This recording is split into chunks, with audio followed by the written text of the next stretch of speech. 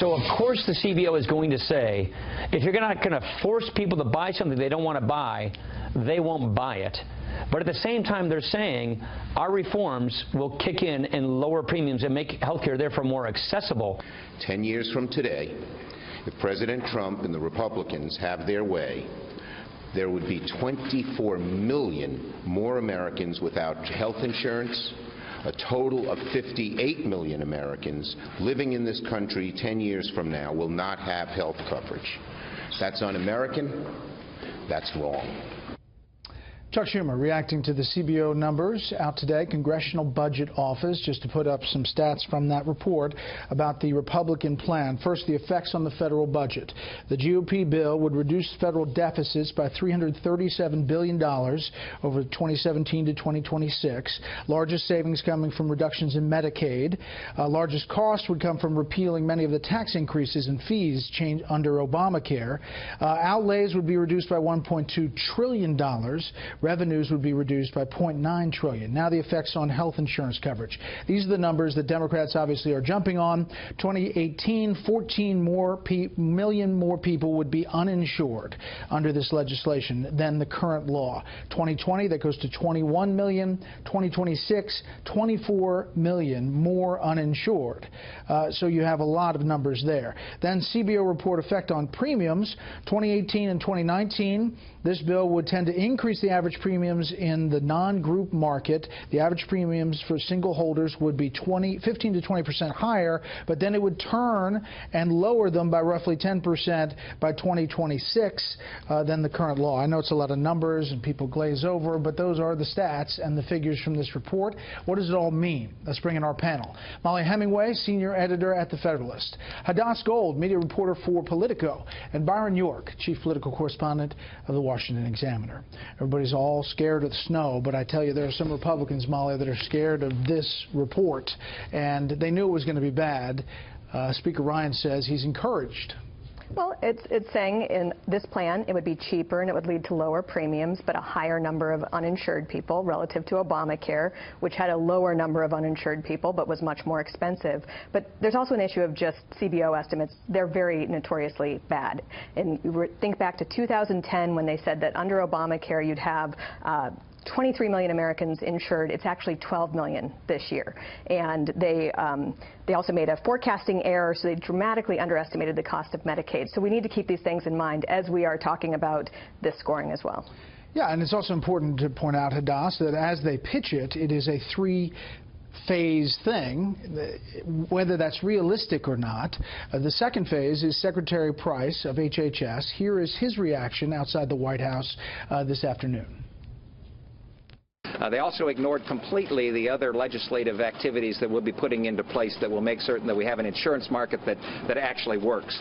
So we disagree strenuously with the report that was put out. We believe that our plan will cover more individuals at a lower cost and give them the choices that they want, for the coverage that they want for themselves and for their family, not that the government forces them to buy. So just to translate, they are saying they're going to put in some of these market incentives in the third phase, which would be another piece of legislation.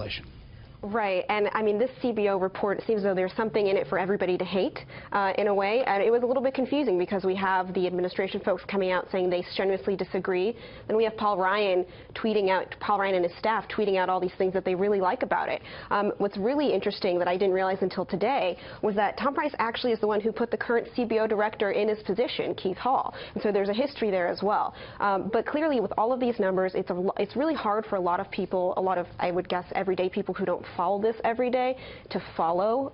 And what's going to be hard to sell is to get over those numbers the Democrats are going to be pushing, that these millions of people are going to be losing their insurance potentially.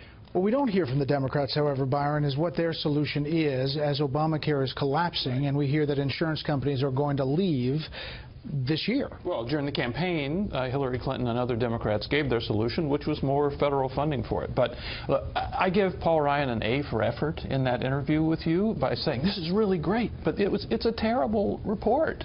The idea of losing 24 million people off the coverage rolls, voluntarily or otherwise, is a bad thing. And even if they're off by half, it's still a bad thing. And Ryan is trying to turn this into some sort of positive good by saying, well, this is what freedom looks like. You know, Obamacare offered people a bad product, which they didn't want to buy, and we're going to offer them a product which more of them won't want to buy.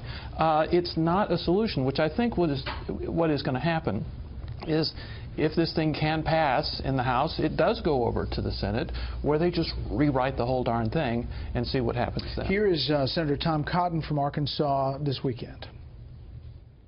Do not walk the plank and vote for a bill that cannot pass the Senate and then have to face the consequences of that vote. I'm afraid that if they vote for this bill, they're going to put the House majority at risk next year.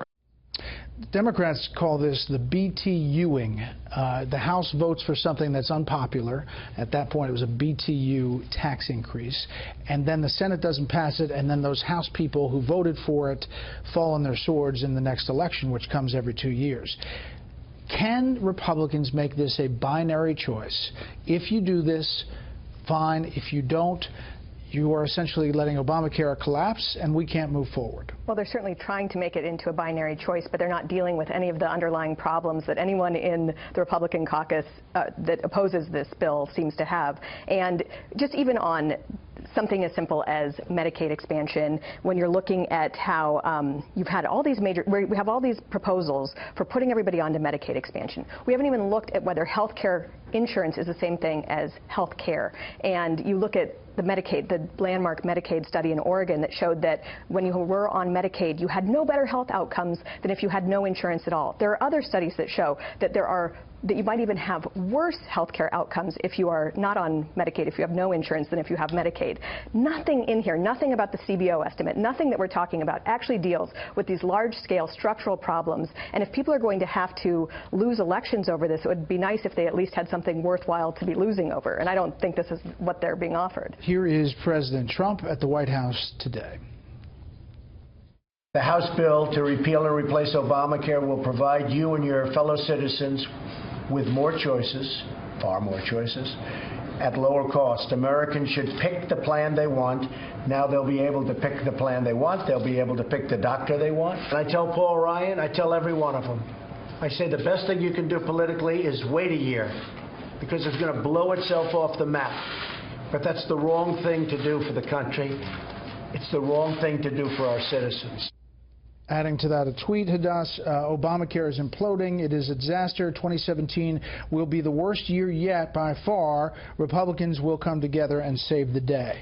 The question is how much President Trump is going to put into this effort to get it across the finish line. That's the real question. I'm actually surprised the man who is the king of branding, he put his name on steaks and ties and everything else, we don't really hear his name attached to this health care bill as much. Well, Democrats do say Trump care a lot. They do.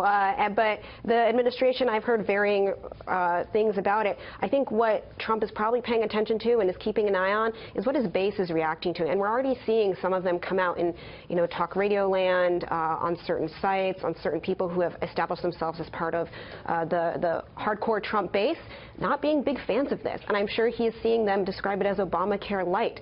And that's not something that he probably likes to see. Some of the biggest fans are calling it Ryan care, actually.